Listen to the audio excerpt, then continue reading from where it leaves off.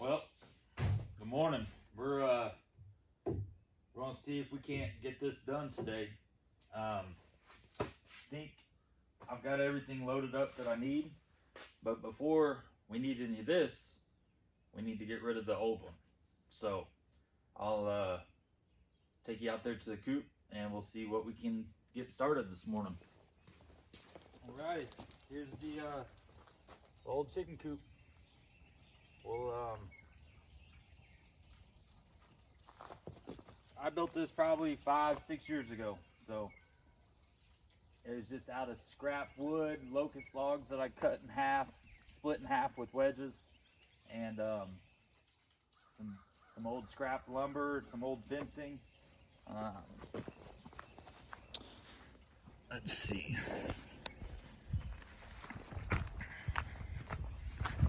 An old dog kennel I used as part of the run. This is the inside of it.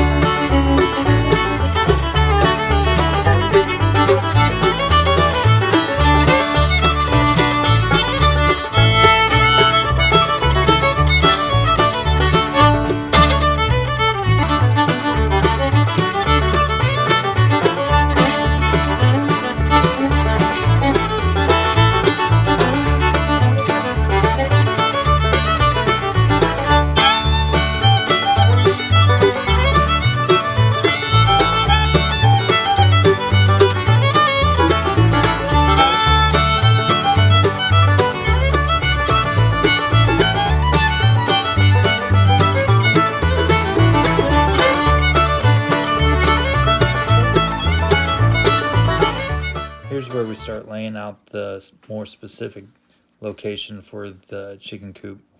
A lot of times your foundation layout is your most critical point.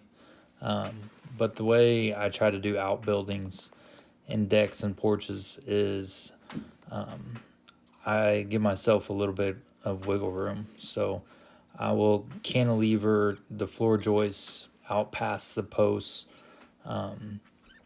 That way it gives myself some wiggle room within the concrete pad so that I can make sure my post still stays in the center of the pad. But I don't know. I guess it's just a way to make it where I don't have to be quite as exact. It usually ends up working out pretty well. So you'll see how that plays out here in the next couple minutes.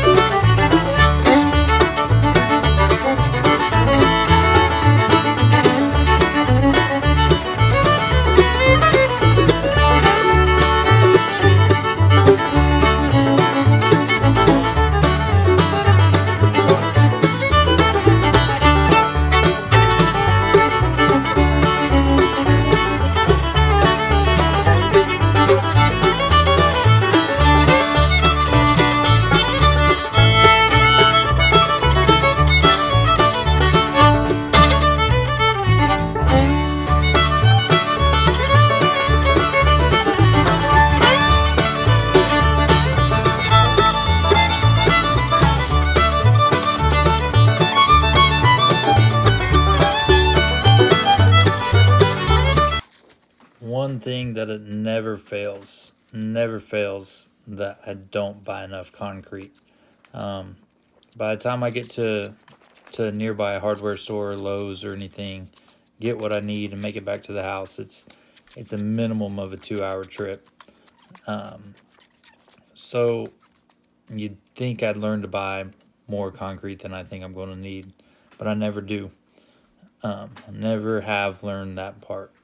It never fails. You buy extra concrete, and then next time you need it, it's hard as concrete, and you can't use it, and then end up having to go to the store and get some, and so to make up for my poor planning, I ended up using a few rocks to shove back in the bottom of the holes that we dug.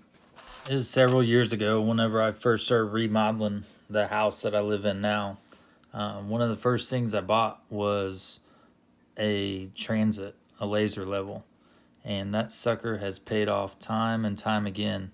Once you learn how to do the math and make it all work, it will save you gobs of time, and as long as you've got decent boards and you didn't mess up on doing your math, it always comes out perfect. So I highly recommend, if you're going to be doing very many decks or outbuildings or chicken coops, grab you a laser level. Even the cheaper ones that you have to actually use a tape measure for, and that doesn't have a target, they will still save you a lot of time, and for things that don't have to be spot on, they'll work.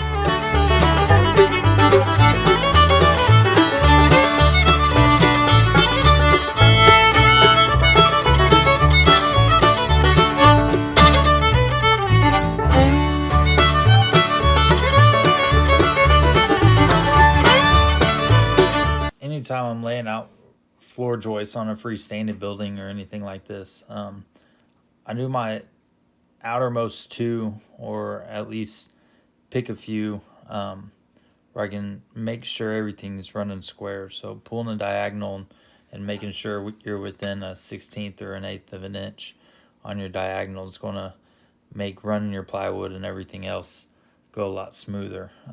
So I do those first two. That way, if I am off a little bit, I only have a couple boards that I have to pull nails out of and move on. And you'll see as this plywood goes on, or OSB, it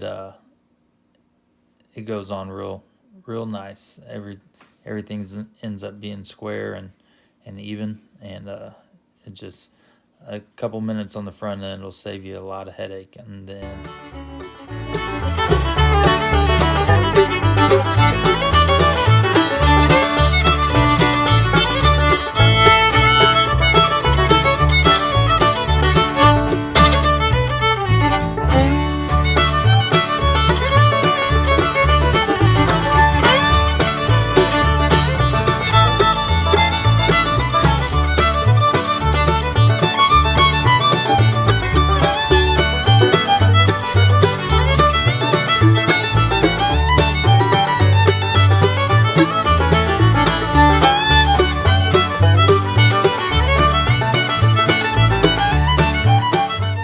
I decided to splurge a little bit on this chicken coop. I guess you'd call it splurging. It's really, for me, thinking ahead. I wanted to be able to clean the inside of the chicken coop pretty easily. So I went ahead and bought a 12 by 8 sheet of linoleum, and here I'm just stapling it down around the perimeter before we stand the walls up. That way I don't have to worry about cutting it to fit later on down the road in between the walls, and stapling it down and having somewhere where the corners could peel up.